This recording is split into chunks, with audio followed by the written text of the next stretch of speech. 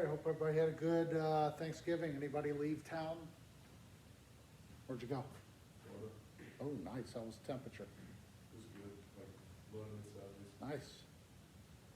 Nothing to go on. Oh, really? Nice. How's the temperature? Cincinnati was 22, so it's great. Well worth a 9-hour drive. But, you know, you got family, so had to go. All right, so we only have 2 classes left. Is that right? Yeah. And then Christmas, and then a new semester. We're going to finish up today on the power of global competence. Let's take a quick look at what that is again, because it is, in my opinion, after traveling to 54 countries and going to universities and being in the business world as a director of sales for 15 years, the most important thing that you have to have going forward. We're behind the curve. It doesn't mean you can't catch up, but we as a country are so far behind the curve of preparing you for the global world that it's almost criminal, in my opinion. Remember, it's just my opinion, okay? We're going to look at global competence so that we can get more understanding, more valuable, more confident, more mobile, more opportunity, more jobs, and most of all, more effective, because that's what you want in a career, is to be effective. We don't want jobs coming out of school. We don't want just a job where you're going to leave in 6 months or a year. We don't want a job where we're living paycheck to paycheck. We don't want a job where Sunday night you got that feeling in your stomach where, oh my God, it's Monday morning again. That's what the majority of us have. That's what the majority of us will continue throughout their whole career, because they don't have the skills to succeed in a career. You want a career. And global competence will give you a lot more opportunity to get that job in the interview and get promoted, or own a business, or work internationally here or abroad. I don't think there's anything more important in business than this topic. Communication, of course, goes with this, but this is an important topic. And the question is, are any schools preparing you? No. I haven't heard of any. Now, I've had students that are homeschooled. I wasn't homeschooled. And they claim, and I've seen some advantages of that, but I've yet to find a student that has jumped out of their chair and said, no, my school has prepared me. My first grade, second grade, my junior high, my high school prepared me for this topic and to be a great communicator. I don't know what's going on, to be honest with you. We are so far behind. We're going to look at Korea in just a second, their education system. First, we need to see the term that I guarantee in the next 5 years, you're going to think back to this class and say, yeah, he called it.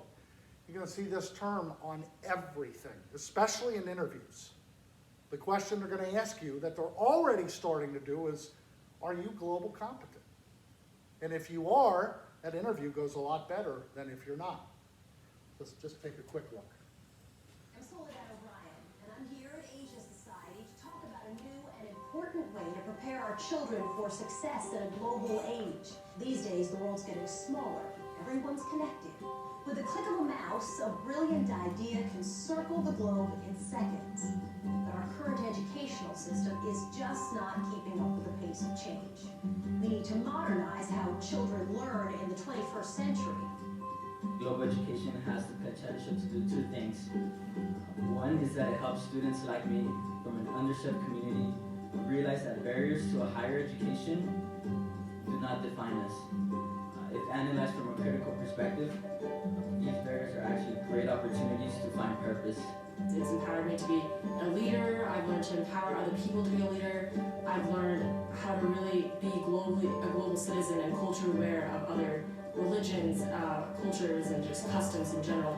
I think it'll especially help me during college and after college in my career, because I won't just look about myself. I will look about let's say I'm a businessman when I get out of college. If I speak French, I can say, oh, okay, I can have a business here in the US, and France too. Yes, being globally competent will give you an advantage and greater opportunities in a globalized workforce.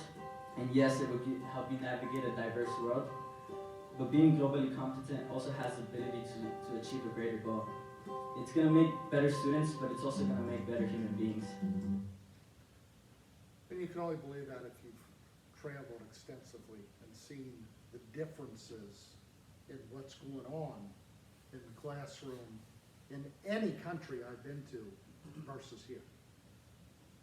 Again, I don't know the answer yet. Let's take a look at education in Korea. South Korea, where a child's life revolves around education. Regular school is followed in the evening by private school, a double shift of schooling, making them some of the most formidable pupils in the world. 16-year-old Haimin goes to school in Gangnam in Seoul, made famous by the pop star Psy.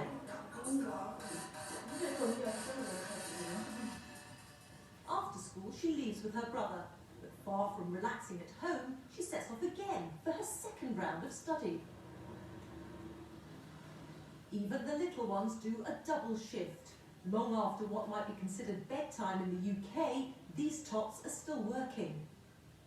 72가지인데 여기가 이제 경우수가 72가지인데 Haimin then spends hours here at the hagwon or private grammar, just like the great majority of Korean children. I get tired usually, but I can forget about my Hershey's when I see my results because they're kind of good. Haimin gets home after 11, having spent a mammoth 13 hours in study. It's bed at 2 a.m. and then up again at 6:30 to do it all over again. Korea has few natural resources. We only have people. So anyone who wants to be successful really has to stand out. As a mother, I don't feel comfortable about this, but it's the only thing she can do to achieve her dream. The result of this non-stop study is children who are fantastic at tests. We set these 15 and 16-year-olds some GCSE maths questions. They did them in half the expected time, with most of them getting full marks. I like going to school because there are many good friends and good teachers. Sometimes I'm very tired, like exhausted, but I don't mind because I'm studying now to do what I want to do in future. For the economy, this huge investment in education has taken the country in just 2 generations from mass illiteracy to technological powerhouse. Korean brands are internationally famous. The country's built itself up with extraordinary single-mindedness since the end of the war with North Korea 60 years ago. 13 hours. Starting in first grade. We're 8 years behind them by the time we get into high school, education-wise. They're number 1, Finland's number 2, China's 2 or 3. But again, 54 countries, and nothing comes close here to what I've seen in the classroom. Why? Whose fault is it? Any ideas?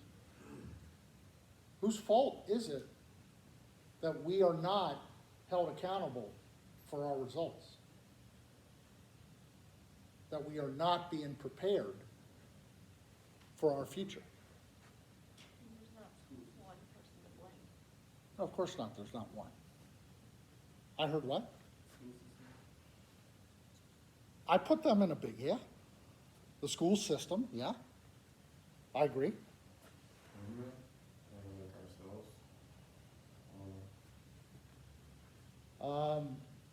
Parents, I blame. I blame my parents for allowing a C to be celebrated at Chuck E. Cheese, for having expectations that I just needed to get out of school, not what did you learn. I love my parents, but they were not really informed about what you need to succeed coming out of high school or college. You just got to get out with that A or that B. Okay, you got a C. You'll still get out. Let's celebrate. That is not preparing us. So I blame the parents. I blame the school system. I blame the government. The watchdog of what's supposed to be preparing you for the competition of 7 billion other people on the planet now. We're not isolated. If we can find people from Germany to do the job here better, you know for well they're going to hire the Germans. In 8th grade in Germany, the parents meet the principal and you go with them.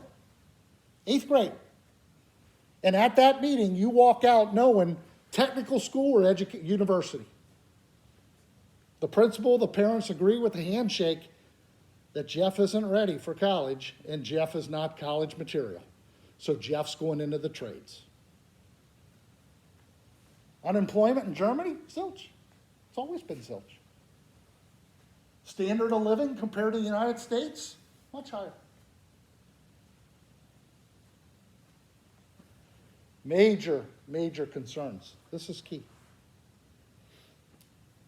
Did anybody have a high school that maybe, or grade school, that you want to brag about? There's got to be one in all the years I've been teaching this. There's got to be one that they literally prepared you for the skills. I mean, a skill like personal finance even. How to balance a checkbook. We're not doing that.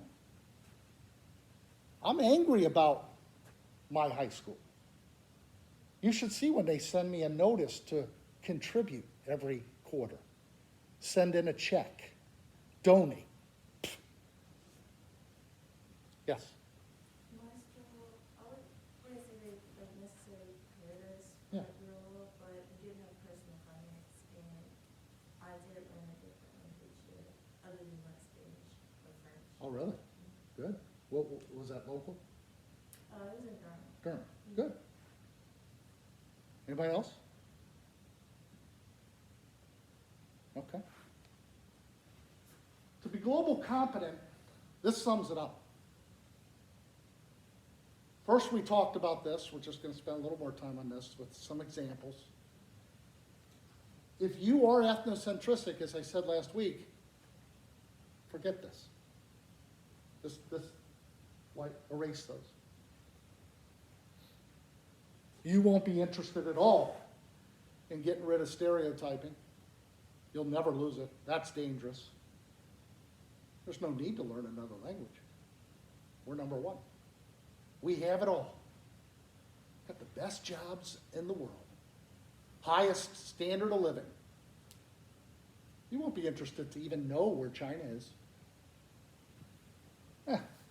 Somewhere over there. News? I pay attention to the news. Won't affect me. We're seeing how it does affect all of us. What happens in South Africa today affects us, Omicron. What happens in Wuhan affects us. Whatever North Korea leader says affects us now. We feel it in our pocketbooks. We see it in layoffs.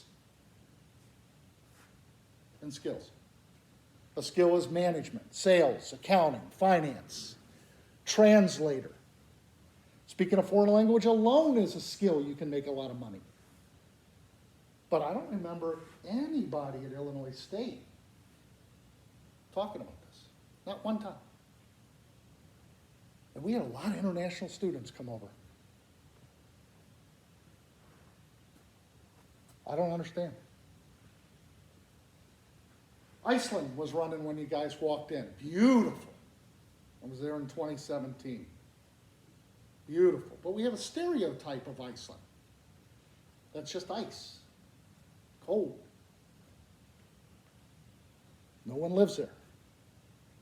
Why would I want to even know anything about it if it's like that? It's just beautiful, maybe. Stereotypes are dangerous. What do we know? Do we know anything about Iceland? A 5-hour flight from Raleigh? You can get to Iceland quicker than Hawaii. I've been to Hawaii and Iceland. Iceland's a lot more beautiful. A little colder. Yes? Are they a territory of Denmark? No, it's Greenland. Maybe way, way, way back. I don't know for sure, but no, they're an autonomous country. By the way, we had a new country born last night. I said 195 last week. There's 196 countries now. We had a birthday last night. Brand new, baby born country. Anybody know? Barbados.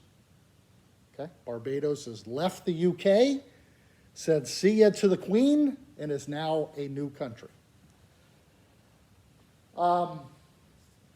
Iceland, what does it look like? You know, the people in Iceland are the third happiest on the planet. I'll show you why. Perhaps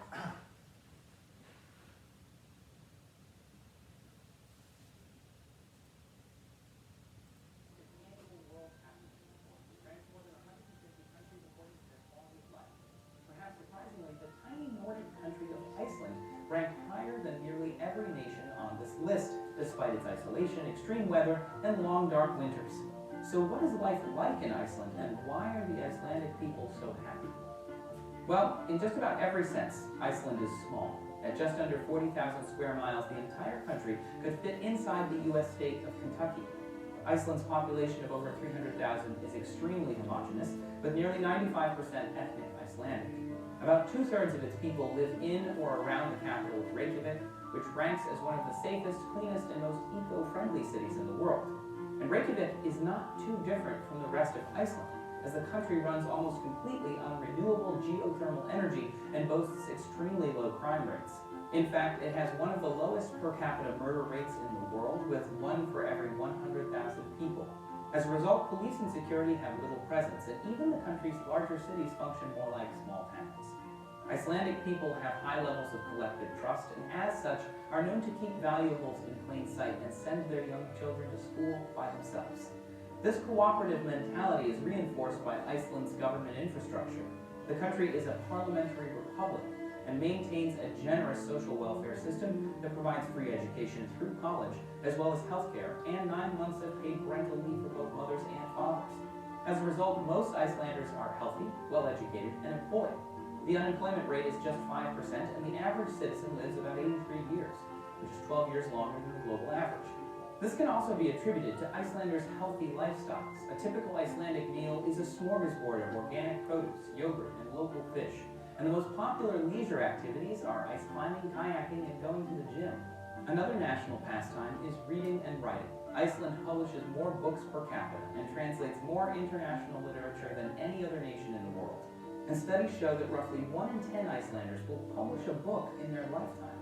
But perhaps the best symbol of Iceland's ubiquitous health, happiness, and unity are its huge, heated public pools, also called sundlagar.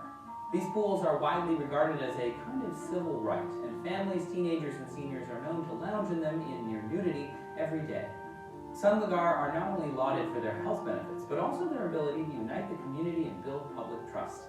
Experts say Iceland's strong sense of community has solidified its so-called happiness maintenance, which is a consistently high happiness rate even when the country is in crisis. For example, after the 2007 global recession decimated the country's economy, some Icelanders actually reported greater happiness. Experts say this is because those who lost their jobs tended not to feel isolated, as Icelanders can count on their friends, family, and government for support. With a healthy, educated populace and a strong safety net, life in Iceland doesn't look too bad. When we stereotype a country, we have no opportunity with that country because we're not interested. Most stereotypes, if not all, are negative. It's a lazy man's way of categorizing groups. We don't want to take the time to know anything about Iceland. And the main reason is, it's not because we're lazy, it's because we're ethnocentric. Why look when we're the best? 6 days in Iceland, I'd live there. And I don't even like the cold. It was paradise. Expensive. And if we treat an entire country by how we think through our stereotypes, and we meet somebody, we automatically treat them differently, and it's usually not good. and they can feel it.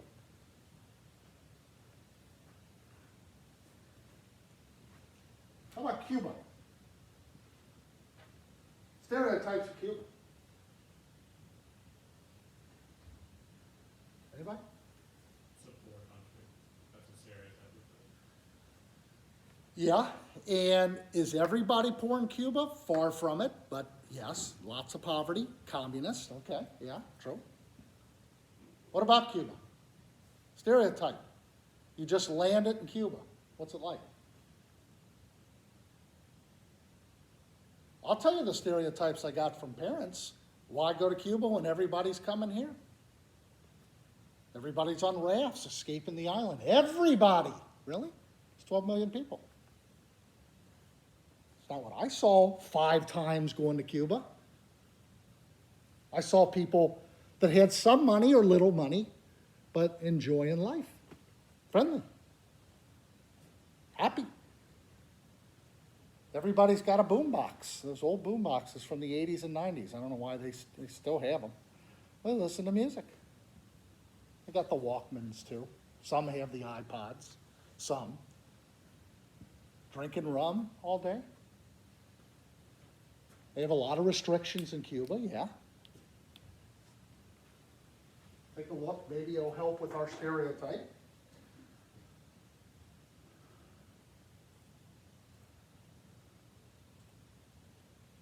The future is here. But the past, too, is everywhere. The buildings, the cars, the gears of the whole system are still largely stuck in time.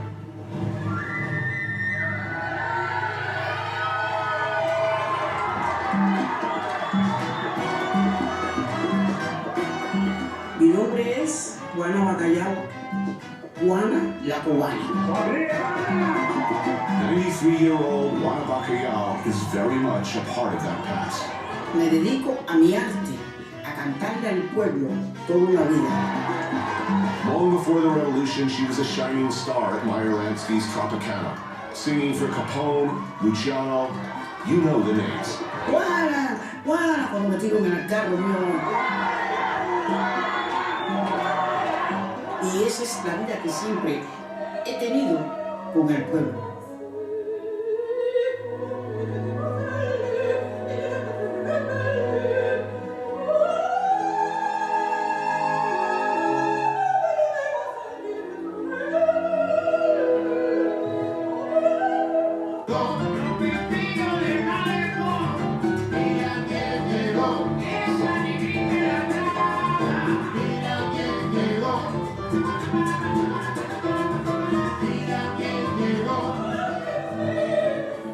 Fancy hotels, bars, nightclubs on a communist island that our stereotype, 90 miles away from Florida, is that everybody's leaving. There are people that leave. There's people leave here. We don't see that on the news. Friendliest people on the planet is Cuba. Even more than the Asian or Middle Eastern. Middle Eastern are number 2, I put Asian 3 in my travel experiences. Friendliest people on the planet. 0 crime against tourists. 0.0001 was in the official safety for a tourist. Yet, stereotype is they hate Americans. Well, I can see that if you watch any of the news, the local news, the CNN and the Foxes. And we treat the Cubans differently. We have Cubans here at Wake Up. How about Africa? The continent of Africa. Remember 54 countries? What's our stereotypes in the year 2021? Africa.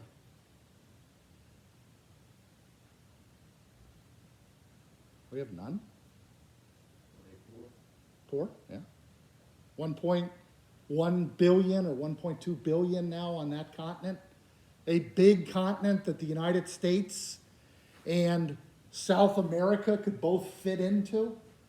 54 is a lot of countries. Are there poor areas of Africa? Yep. Are there some desolate areas of Africa? Yep.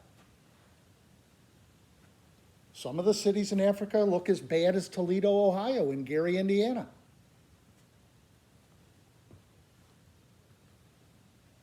But Africa in 2021 is like night and day compared to 2011. Africa has risen from the ashes thanks to China. And now you have 1.1 billion people allegiant to China, which is now almost 3 billion people are allegiant to China. We've invested nothing in Africa, zero.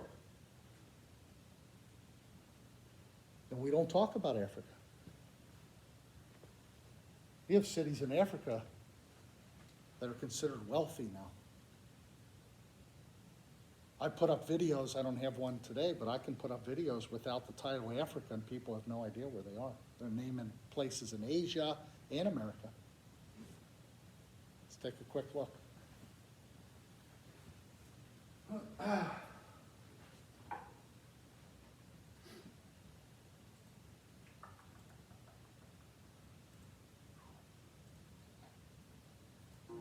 With 54 countries on the continent, a lot of growth and development has been witnessed in recent years. Some countries have risen above their expected growth rate performance, while others can be seen struggling with their poor state of the economy. Interestingly, some of the states in Africa have the potential of becoming the richest countries in the world. These states are rich in precious metals, fertile soil, and raw materials. This list was compiled using the gross domestic product of every country, which basically means the total goods and services produced by a country. So, which country is the richest in Africa? This is a question often searched by many people.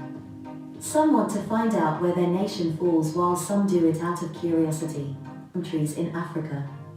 Why is Nigeria the richest country in Africa? However, there are speculations that positive economic growth has also been leading in both financial and manufacturing. Algeria. The state is rich in natural gas and oil. Number 6, Kenya.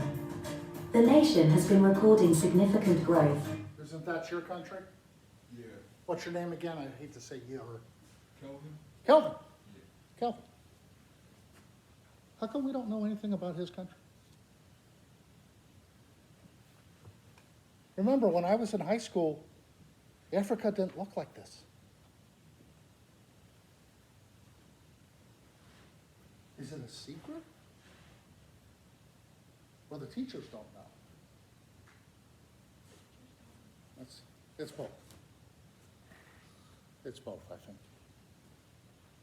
With our population growth declining here, I'm sure the government doesn't want everybody moving away, and a lot of people are. I don't want that, by the way. I don't want everybody leaving.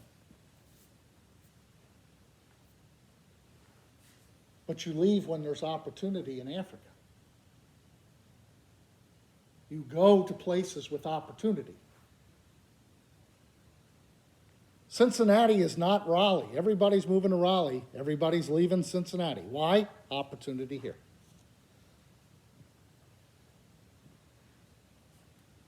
How long did you live in Kenya? Or are you still going back? Yeah, like, I lived there like 4 years. 4 years. Yeah. I won there in like 2017. Oh, okay. So I got to ask you, and we've never talked. You've been in America how long? Been in America like 15 years. Okay. When you first got here, did anybody ever ask you, do you see lions and tigers run through the neighborhood? Yeah, people usually say like people's first like assumptions that like it's like dirt roads everywhere. Yeah. Yeah, but like there's like a lot of malls. Were you born in the forest? Like now. It's getting to a point of ridiculous.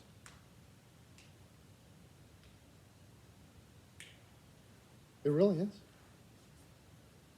And I'm personally tired of traveling, having international students ask me, what the hell is going on?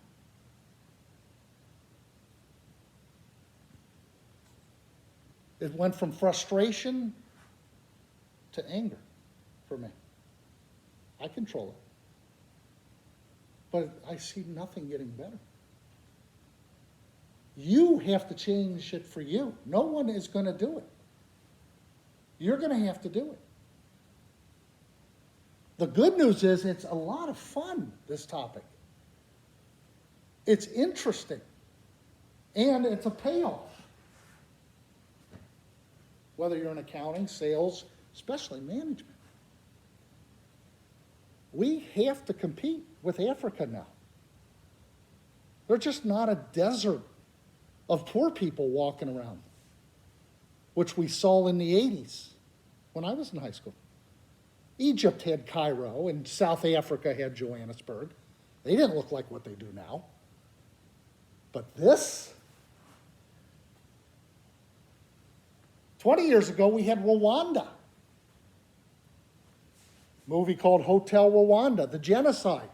Now Rwanda is #1 for tourism and opportunity. 20 years. But I don't know, well, I'm not going to Rwanda. 20 years ago, no.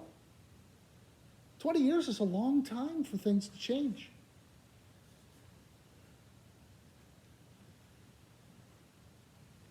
Now, Africa still has some major problems. Corruption is really what Africa's issue is. But you need your people, your culture, your country needs to thank China for this. They've built your roads, your libraries, your train systems.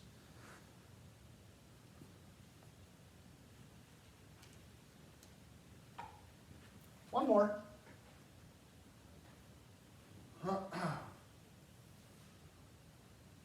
What's stereotype of Iran? Iran, Iran, they say Iran. Stereotype of Iran. Yes? Desert? They have a desert. The whole thing's a desert, that's what you picture? Yeah. Okay. That is war-torn. War-torn, okay. There were wars in Iran. Anything else? Iran. Yeah. They hate us. That's a big one, yeah. Let me ask you the question. Do you really think they hate us? Anybody? Deep, if you really thought about it, do you think, there's two parties here, by the way. There's the people and then there's the government spokesman. By the government spokesman saying they have an enemy and that the Americans hate everybody, it gives them cause. The average Iranian is smarter than that. While publicly they can't go out jumping up and down with an American flag, they love us. An extremely safe country to travel. Nice, not as nice as the Cubans, but the Middle East and especially Iran. Iran's nicer than if you go to Dubai or Qatar. But yet, we never see anything good, ever. Other than today in Vienna, we're meeting the Iranians to restart a nuclear trade deal or a nuclear agreement. They have some people in the government that are anti-American rhetoric who should know better, but the Iranians don't hate us. Take a quick look.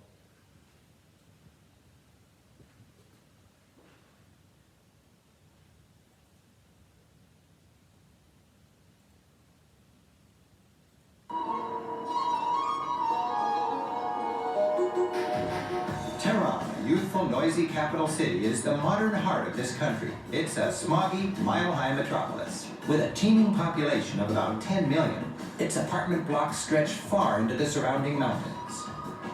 Traffic is notorious here.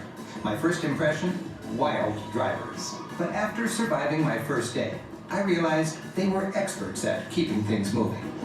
Many major streets actually intersect without the help of traffic lights. It's different, but it seems to work. 2 wheels are faster than 4. Helmet laws are generally ignored.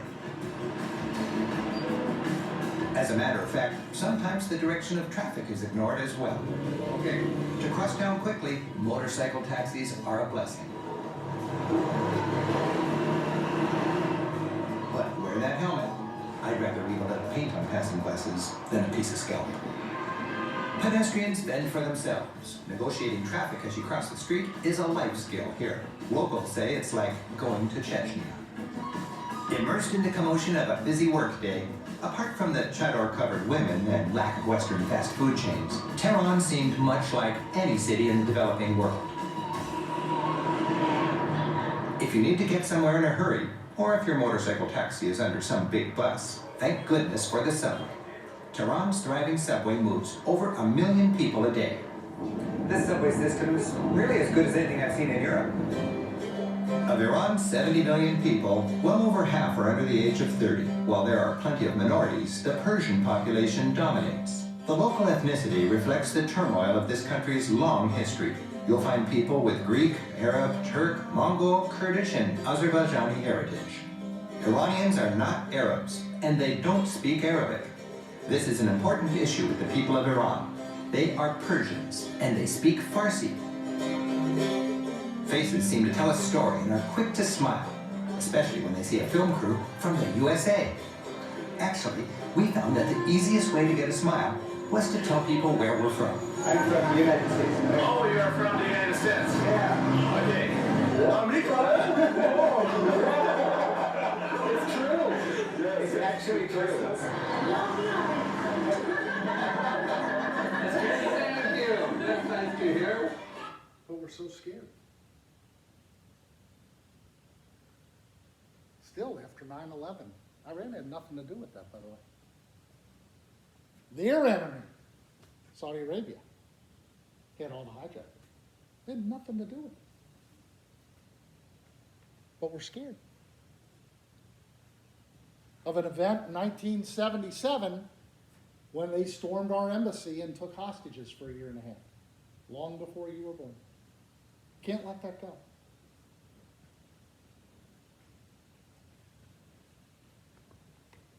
And they're a very important piece in business in the Middle East.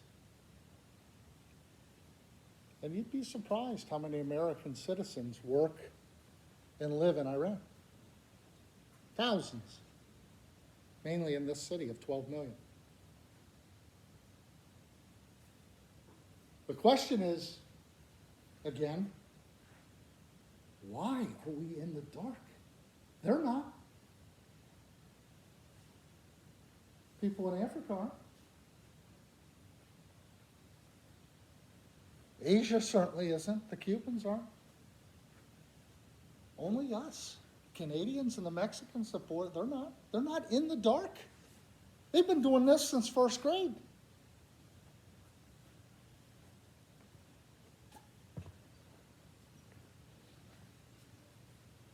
Last one on culture for ethnocentricity, Iran.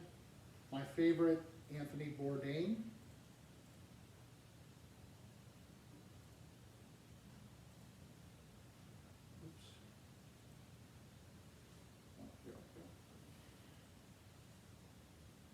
Future young people, they wanted to travel, they had a little bit of money, but because of this sanction really squeezed everybody. 8 years, no foreign investment here, and so it was a very difficult time. I mean, the population is really young, 70% are under 35. And the thing is, they deserve much more than what they have now. They want to have good job, they want to, have families, but it's not possible now for them. I hope we can have more faith in the ordinary Americans, because every little change in the policy of the Western country, it really, really affects our lives here.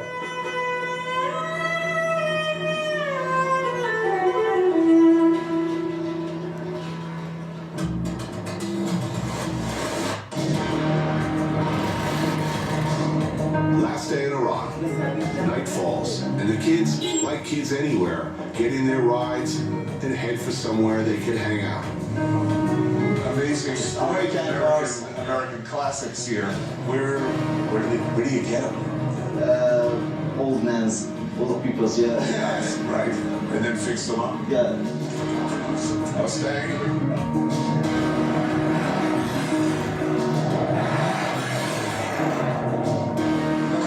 Camaro. Yeah. Firebird? Pontiac. That's a perfect LA car right there. Is this a car club or is this people just come? Hang out this way with more friends. Awesome, all right. Well, I called out for a little delivery. One last thing everyone's been telling me I have to try. Iranian takeout pizza. It comes with ketchup. What do you think about Iranian pizza? Not bad. Not bad. We don't put ketchup on pizza though. I love ketchup. Here. So we're used to pretty much doing this. Hanging in a parking lot.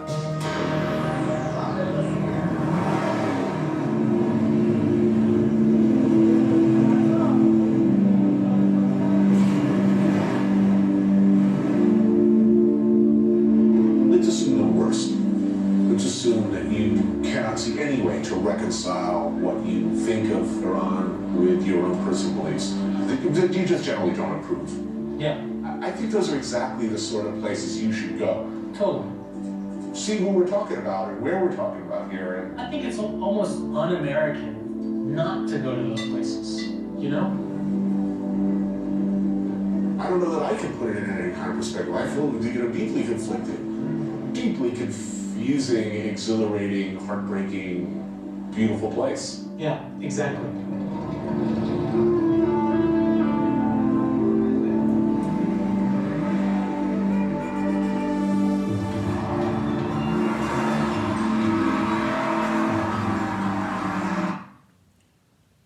More than what we may have thought of about Iran. And he was, he died 2 years ago. But he started his show as just a cooking show, looking at food around the world. He didn't travel much out of the country. And after seeing about 80 countries and doing shows for 7 years, he became very conflicted about what everybody here says about the places he went to what he actually saw. And it's almost to the extreme that I've seen that it's opposite. It's opposite of what your friends and your parents in the news is telling you about a place and what you think to it's completely opposite. Just like for Africans, and I'll say this because I've talked to a bunch, their perception and stereotypes of America was that everybody lived in a mansion and money grows on trees. Does everybody in the United States have a mansion? No. Money's hard to come by. It's tough to get ahead. A lot of competition, a lot of bills. A lot of expenses. And that's what the international students who come here figure out in about a year. Holy cow, it's expensive. Just to do anything, to go anywhere. Take an Uber. Going out to eat once. Our electric bills, our gas bills. It's opposite. That I've seen. Not everything. But most is opposite. When we were in Qatar, we saw a comedian. He's Iranian and American. He was unbelievable. And he's on YouTube, and I'll play that real quick. On Stereotypes. Hello! Salam alaikum! I love coming to Doha. It's such an international place. This is like, it feels like the United Nations just here. You land at the airport and you're welcomed by an Indian lady. who takes you to the Almaha services where you meet a Filipino lady, who hands you off to a South African lady, who then takes you to a Korean, who takes you to a Pakistani guy with the luggage, who takes you to the car with a Sri Lankan. You go to the hotel, you check in, there's a Lebanese. Yeah, and then a Swedish guy showed me my room. I said, where are the Qataris? They said, no, it's too hot. They come out later. They're smart. They know. And of course, it's growing so fast. Sometimes there's growing pains, you know. Like sometimes you run into people that you think know the city well, but they don't know it that well. My Indian cab driver showed up at the W, and I asked him to take me to the Sheraton, and he said, no problem, sir. And then we sat there for 2 minutes. I said, what's wrong? He said, one problem, sir. I said, what? He goes, where is it?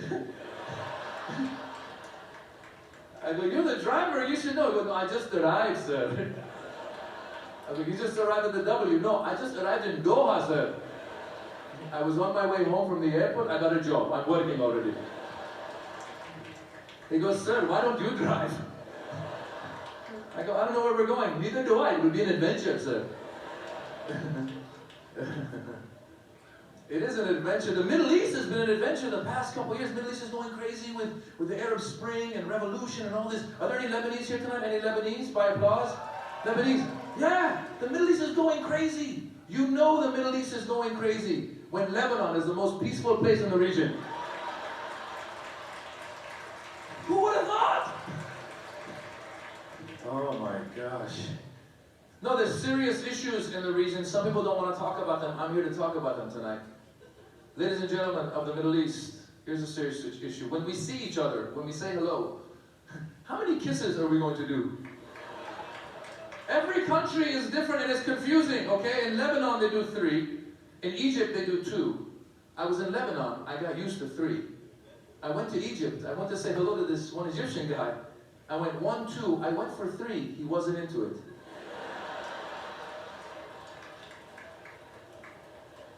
I told him, I said, no, I was just in Lebanon. He goes, I don't care where you are. You stay where you are, please. You stay where you are. I'll do this. I went to Saudi Arabia. Saudi Arabia, they go 1, 2, and then they stay on the same side. 3, 4, 5, 6, 7, 8, 9, 10, 11, 12, 13, 14, 15, 16, 17. Next time you see a Saudi, look closely. It's just a little bit tilted. Abdullah, you okay? Yeah, I was saying hello for half an hour. I'm going to be all right. Qataris, you guys do the nose to nose. Why is that? Are you too tired to go all the way around? Habibi, it's so hot. Just come here for a second. Say hello. Hello, Habibi. Just don't move. Just stay there, please. I need to rest. Every country, Iranians, sometimes we do 2, sometimes we do 3. A friend of mine explained to me, before the 79 revolution, it was 2. After the revolution, 3. So with Iranians, you can tell whose side the person's on based on the number of kisses they give you. Yeah, if you go 1, 2, 3, I can't believe you support this regime. With your 3 kisses. But no, guys, really, it is exciting to be here. And like I said, you guys are doing a lot culturally, you know, and it's amazing. And it helps change the image of the Middle East and the West. Like a lot of Americans don't know a lot about us, about the Middle East. I'm Iranian and American. I'm there. I know that you know, I've traveled here. There's so much. We laugh, right? People don't know we laugh. When I did the Ecstasy Evil comedy tour, it came out on Comedy Central. I went online to see what people were saying about it. I ended up on a conservative website. One guy wrote another guy, said, I never knew these people laughed. Think about it. You never see us laughing in American film or television, right? Maybe like an evil, like, whoa, whoa. I will kill you in the name of Allah. Whoa. But never like, ha, ha, ha, ha, ha. We like to laugh. We like to celebrate life. And I wish more Americans would travel here. I always encourage my friends to travel, see the Middle East. There's so much to see, so many good people. And it's vice versa. And it helps stop problems of misunderstanding and stereotypes of happening. For example, I don't know if you heard about this. A little while ago in the US, there was a Muslim family walking down the aisle of an airplane, talking about the safest place to sit on the plane. Some passengers overheard them, somehow misconstrued that as terrorist talk, got them kicked off the plane. It was a family, mother, father, child, walking down the aisle, talking about the seat. Now, as a Middle Eastern male, I know there's certain things I'm not supposed to say on an airplane in the US, right? Not supposed to be like walking down the aisle and be like, "Hi, Jack." You know, that's not cool. Even if I'm there with my friend named Jack, I say, "Greetings, Jack. Salutations, Jack." Never "Hi, Jack." But now apparently we can't even talk about the safest place to sit on an airplane. So my advice to all my Middle Eastern friends and Muslim friends and anyone who looks Middle Eastern or Muslim, so to, you know, Indians and Latinos, everyone, if you're brown, here's my advice to my brown friends. The next time you're on an airplane in the US, just speak your mother tongue. That way no one knows what you're saying, life goes on. Granted, some other tongues might sound a little threatening to the average American, right? If you're walking down the aisle speaking Arabic, you know, you might freak them out. You know, if you're walking, they might say, "What's he talking about?" So the key to my Arab brothers and sisters, you got to throw in random good words to put people at ease as you're walking down the aisle. Just as you're walking down, strawberry.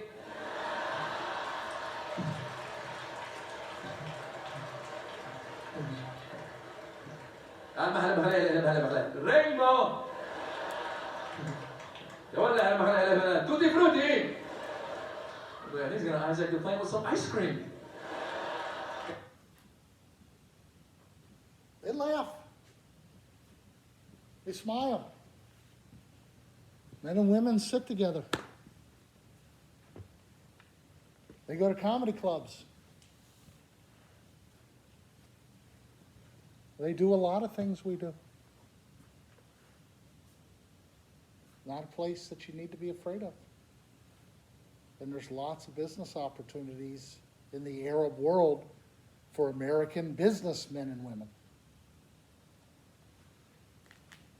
If you're not ethnocentric, you can, first of all, get rid of these. You only get rid of those by education and training. They're opposite of what you think. It's opposite. Then you say, okay, now it's time I learn a language. No one speaks every language in the world, nor do you need to. The business language of the world is still English, but I emphasize the word still. Things are changing. Mandarin Chinese may dominate in the next 10 to 20 years as the way business is conducted between other countries. We have been lucky. Everybody speaks English around the world. Why? Because they're mandated to learn it. Now, a lot of countries, 20%, 30%, are mandating Chinese over English. We never had to learn language.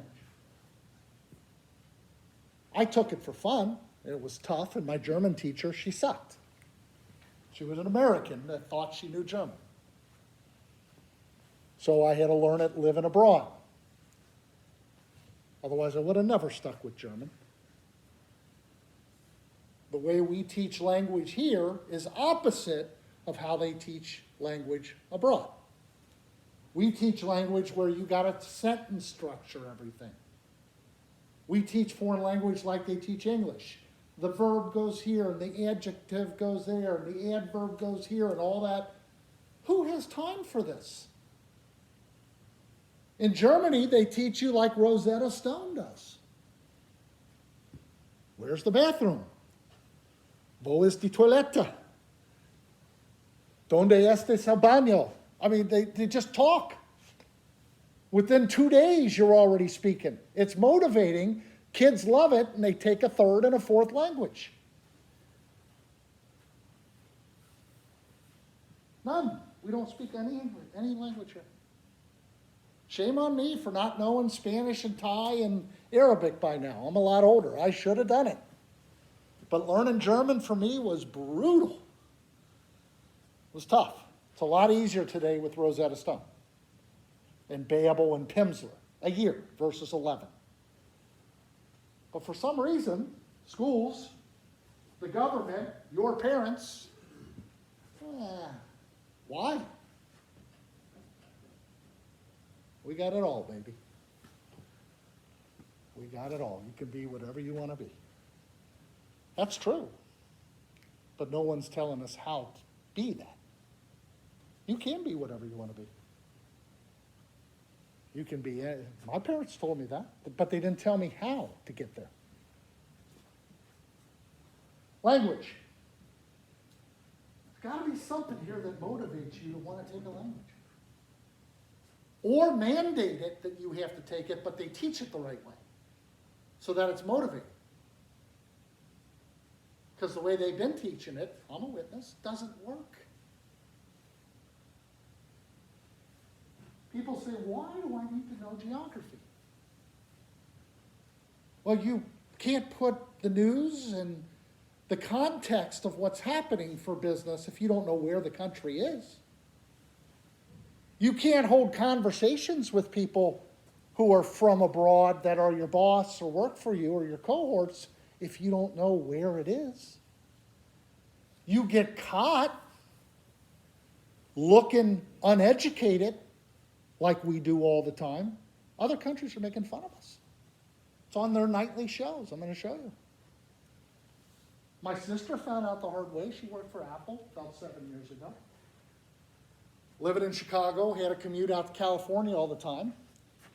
Was on a Learjet. My sister, who I'm very jealous of because she makes 10 times more than I do, or did, was on a Learjet out of Chicago for a meeting in Vancouver, Canada with her boss, who flew in from California 2 days before. He's sitting next to her. She asked him, is this over a 10-hour flight? He went, what is what? Where? She goes, to where we're going. How long is this, 10 hours? He goes, we're going to Vancouver. It's 5 hours. And then he took a napkin. He says, I was just curious. We're here. Where's Vancouver? She was right. It was in Canada. But she's the opposite side of Canada. And then he started picking on her. We're paying you $350. You don't know where we're going? He was joking at first. And then he asked her a real simple question. You and I are driving to Florida. How do we get there, Shelley? It's not the route I'd take, but she told him. She was devastated at Christmas. Embarrassed. He quizzed her the whole way to Vancouver. His perception is his reality. She's a ditz. The whole office, she said, changed. How come other countries know where we are? How come all other countries know the capital of Illinois? We don't. We're thinking Chicago.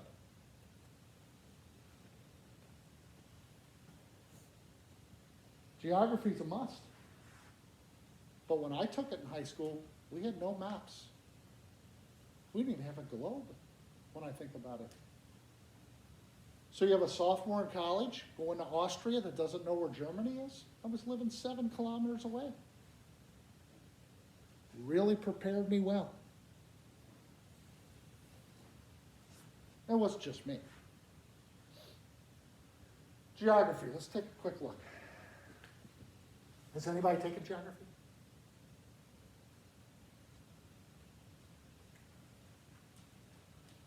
Let's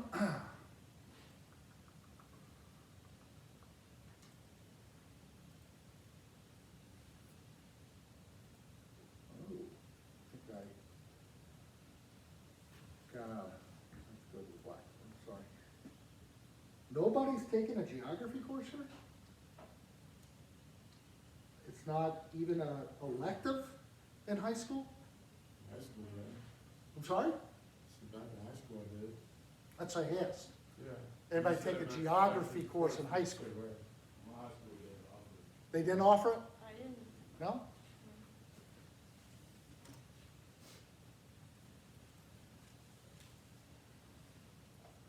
There may be a little bit in history. Yeah, history doesn't register if you don't know where it is. If you don't know where Germany is, World War II and the Holocaust mean nothing. I can't picture it. It's gone. You just kind of goes through you. That's the problem. Geography is there for business because you can relate areas that things are affected when someone says a country. Plus you can hold a conversation with people because you're well-rounded. Geography's fun.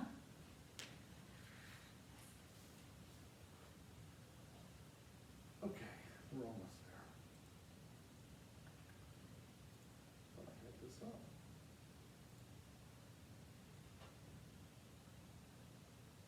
I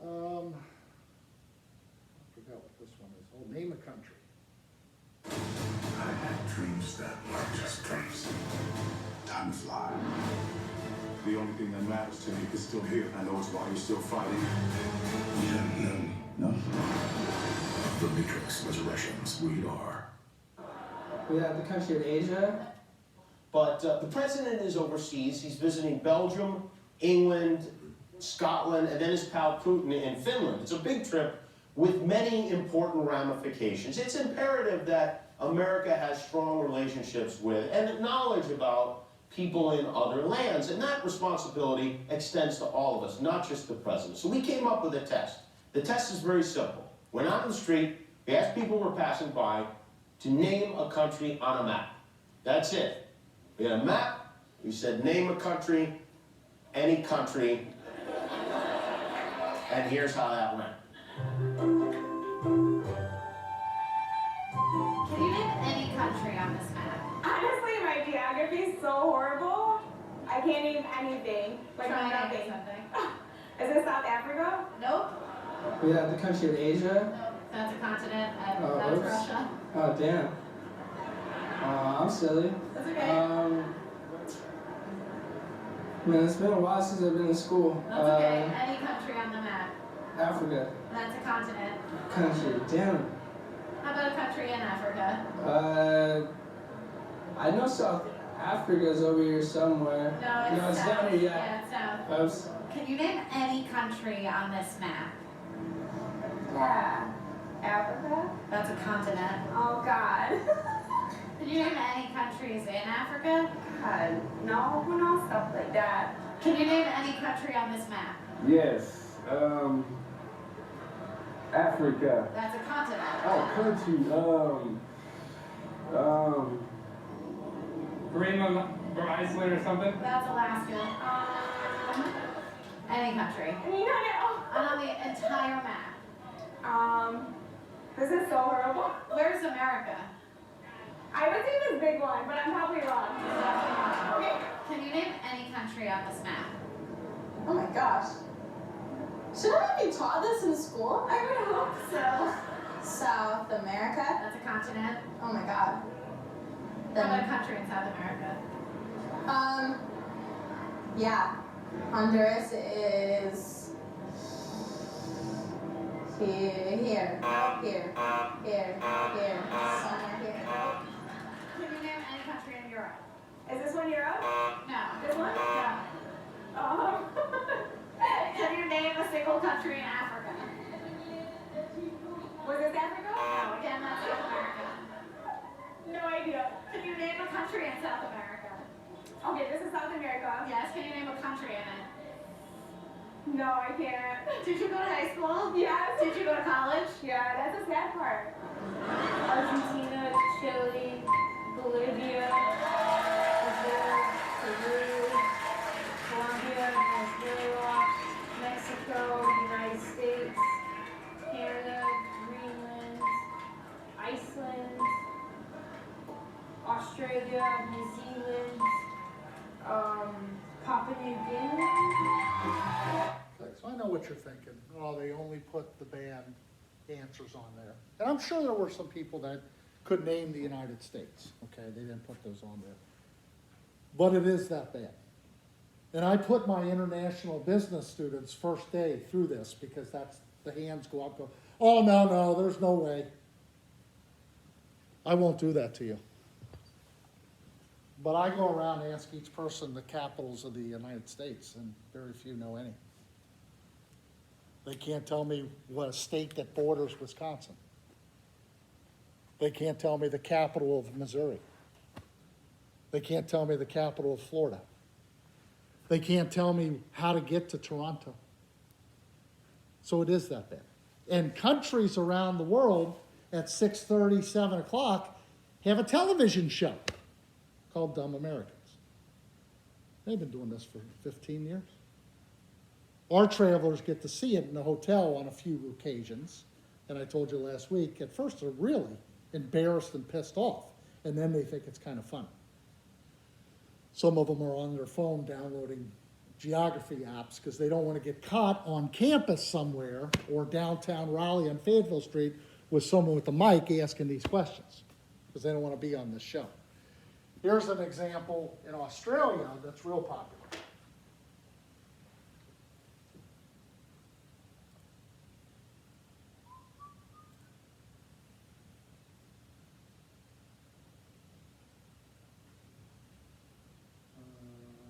Do I have it?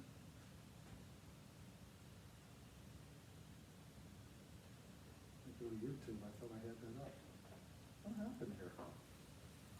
It's like it's self-deleting videos. I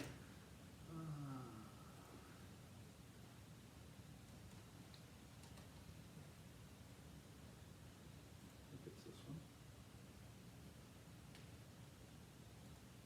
Look, I know a lot of people give Americans a bum rap for being stupid and knowing nothing about the world, but the reality couldn't be further from the truth. As I discovered on the streets here, asking US locals about the very world their country runs. Name a country that begins with U. Yugoslavia? With U, Utah. A country that starts with a U. Utopia. Who's in the coalition of the willing? No freaking idea. Afghanistan, Kuwait, Iraq, Pakistan, you know? New Zealand. New Zealand. What's the religion of Israel? Israeli. Awesome. Islamic. Catholic, probably. What religion are Buddhist monks? Buddhist monks. Islam. Islam, I don't know. Who won the Vietnam War? We did. Wait, were we even in the Vietnam War? Okay, good. Who's Fidel Castro? A singer.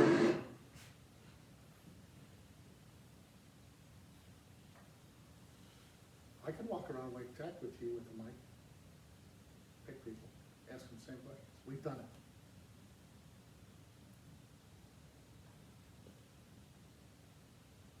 We're the only country that's highlighted about this.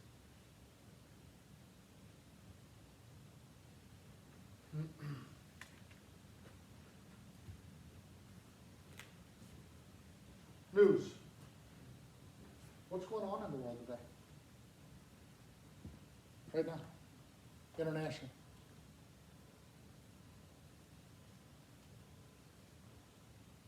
Corona. Good. The new variant originated from where? Omicron. From where? South Africa. Yeah, right.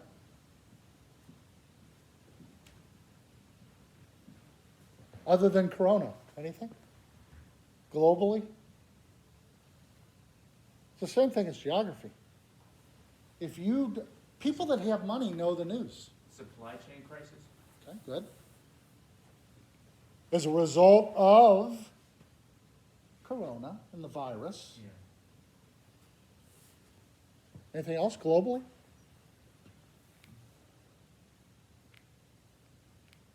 If you don't know the news in business, it's going to be tough because your boss does.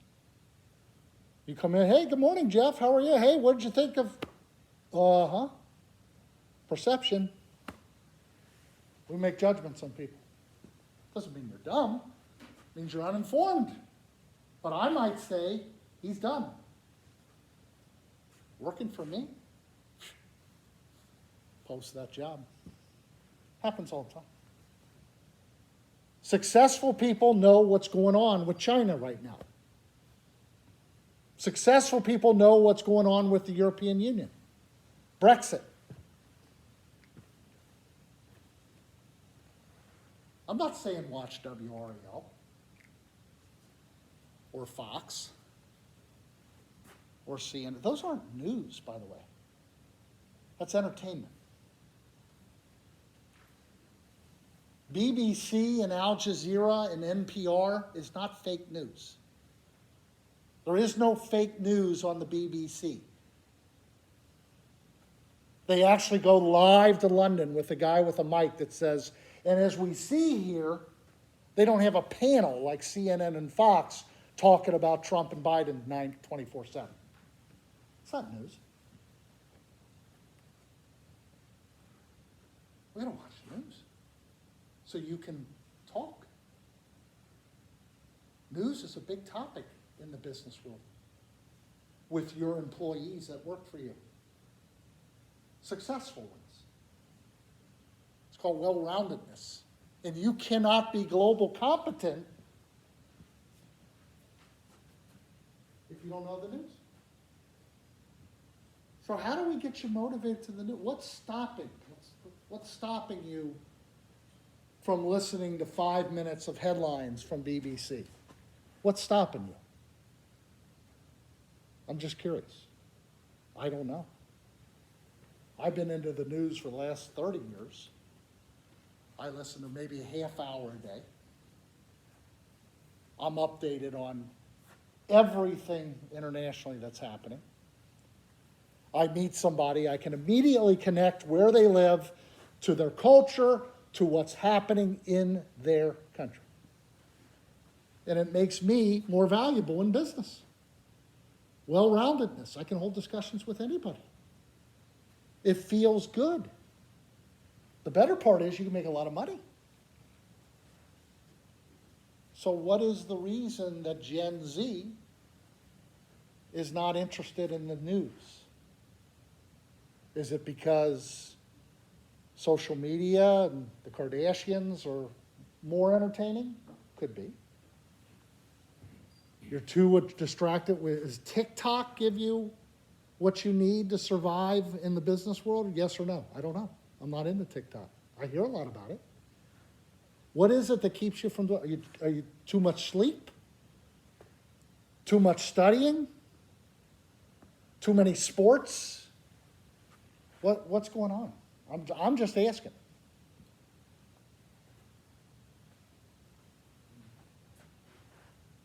More curious than anything. Any ideas? I don't know this answer.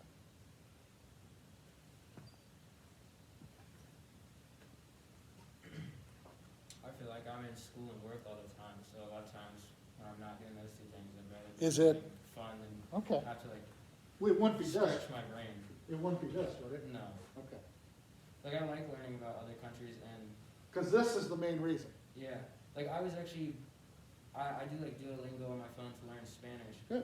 And like when I was in between jobs, I was doing Duolingo like an hour a day. Now Why?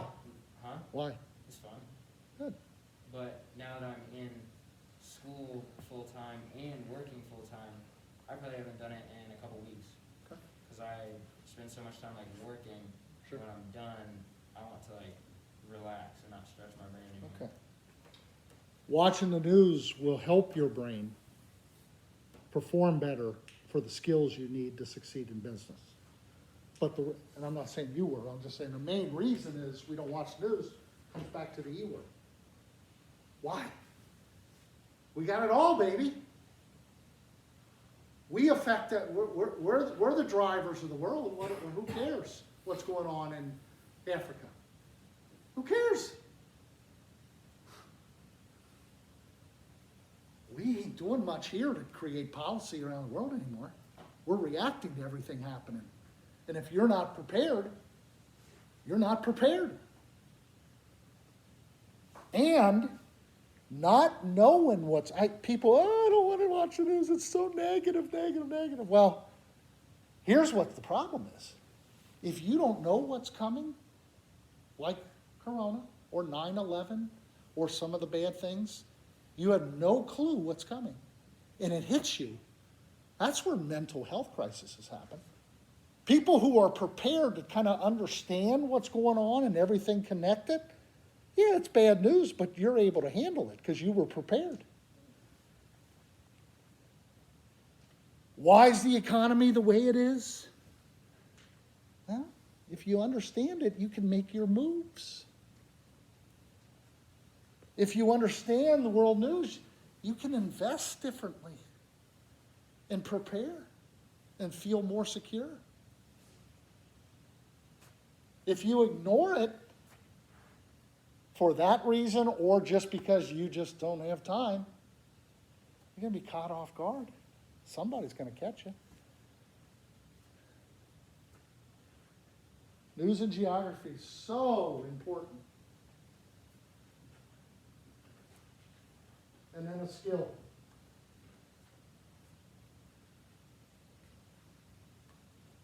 A skill. Is business administration a skill? What is, so you and I are interviewing, you're interviewing me, and I say, I can do business administration. What are you going to ask me? You going to hire me? What is business administration? I don't even really know. Right. It's not a skill. Marketing, is that a skill? Huh? I would say yeah. So you're interviewing me and I say I can market. What is that? Market what? I can market. What is market? Marketing is value. Under marketing are the jobs for skills. Sales is a skill. Sales, I can bring you revenue starting next week. I can be your accountant. I can balance your books. I can manage your sales force or your employees and lead them into better productive members of the team and make you money. I can market? What is that? Marketing, that's the number one thing that they're going out there from NC State and go, I'm in marketing. Well, what can you do? Market? These business owners at networking events say, would you teach them something? Market? I was a marketing major. I got an Illinois State. I could market. I don't even know what that was. A plumber is a skill. You know what plumbers make? A lot of money. Ask your plumber. Next time a guy comes over, look at the van they're driving or their car. Pilot is a skill. A painter is a skill. But in business, you got to find a skill. Remember, going out of NC State with the 4.0 and no skill, you're unemployed. That wasn't the case when I was in school. The door was open with the degree. All right, we'll find something, train them. Not today. I just got to get through class with an A. Wake Tech 4.0, Wake Tech 3.2. Do you really care hiring people for your business that you went to Wake Tech with a 3.5? The answer is no. You want somebody to tell you what they're going to do to make your life easier. It's a misconception going on. No one's focusing on skills.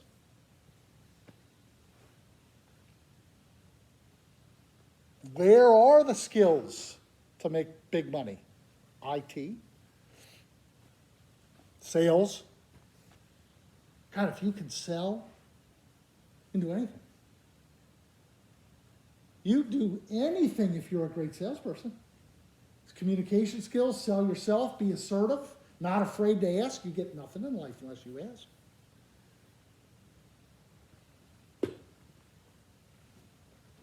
We run a sales skills class or sales class here at Wake Tech. I've taught a bunch of classes. We have a hard time getting people to even sign up. They're scared.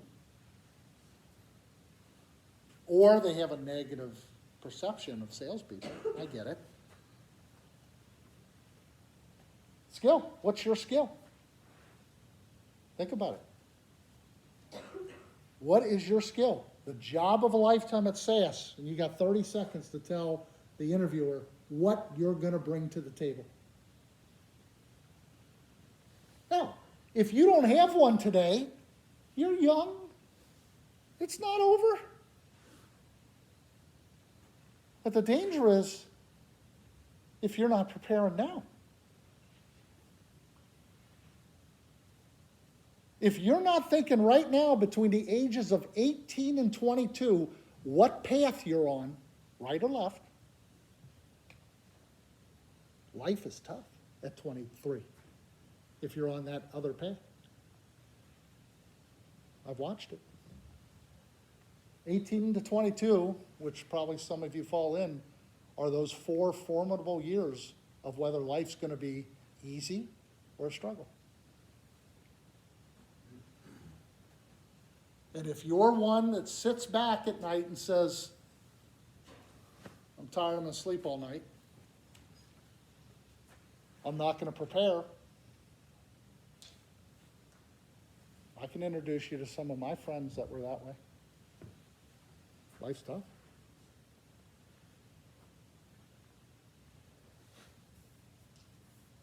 You don't have an education system where they're holding your feet to the fire like Korea and Germany, the rest of the world. And so the successful ones are the ones that say, with this topic or any other topic, not just my class, I better connect. I better make things happen. Because other people don't take care of you. Government doesn't, and your parents won't, unless you have a contract with them. But you can stay there till you're 45, 50. Now's the time.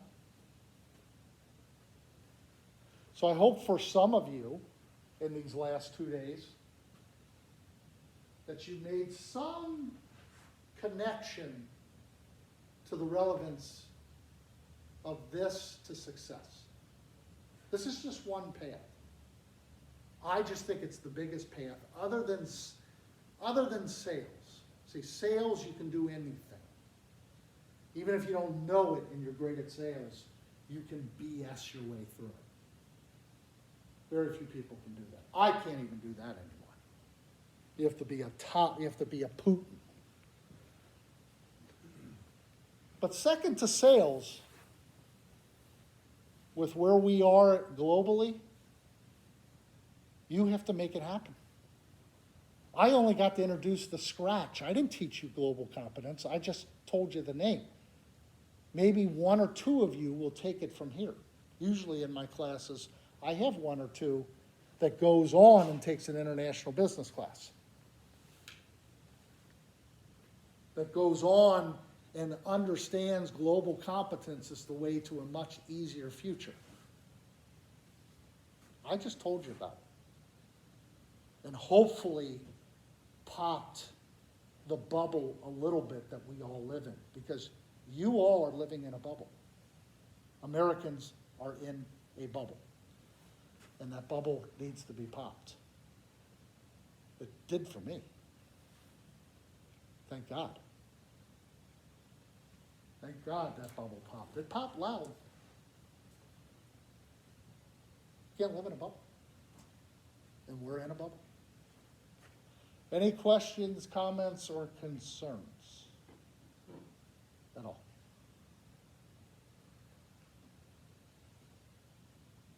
Anything, I don't, anything. Good, bad, I don't agree, whatever.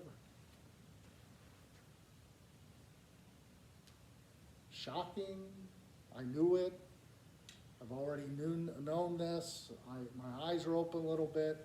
I like the fact that you called CNN and Fox entertainment. They are entertainment. Yeah, I know. Now, CNN World, Right. they actually go to, see, I before you guys were born, news was, we go to Frankfurt, Germany, we have a correspondent. Now we got 5 people sitting at a counter talking about Trump all day, or Biden. They make millions. They ain't doing anything for you. BBC's not fake news. Al Jazeera America is not fake. I've been to these places. It's real. People's opinions on the news show, it's entertainment. So I appreciate that, yeah. And I hate both of them, not just one of them. Anybody else? Yes? Would you consider learning a different language a skill, like with that being the same category or like a subcategory? Even alone, Because if you know Chinese or you know Russian, you can work in RTP and make 60, 70, 80,000. They say if you want to be rich, become a doctor, lawyer, and learn Chinese. To be a translator for a company. That's big. Anything else? So we have one more week. We're going to finish up a new topic next week. That's it. It is during finals week, which starts, I think, on Monday or Tuesday that week. So I may send out an email on the weekend that says we're all going to meet via Teams. I may. I didn't say that. Everybody listening? I may. If I do, it will come out on your announcements on an email on Monday. But knowing statistically that a few of you will never check email, you'll end up here and wonder, I'll get a phone call. Hey, where's class? So check your email. I haven't made that decision yet. It's 50-50. No one can sway me either way, but if we meet for the last time virtually, attendance required. Same time, we'll just do it virtually. Everybody understand that? Cool? But we'll probably, huh? One on Monday, if that's the case. You'll know Sunday night or Monday morning. Other than that, later.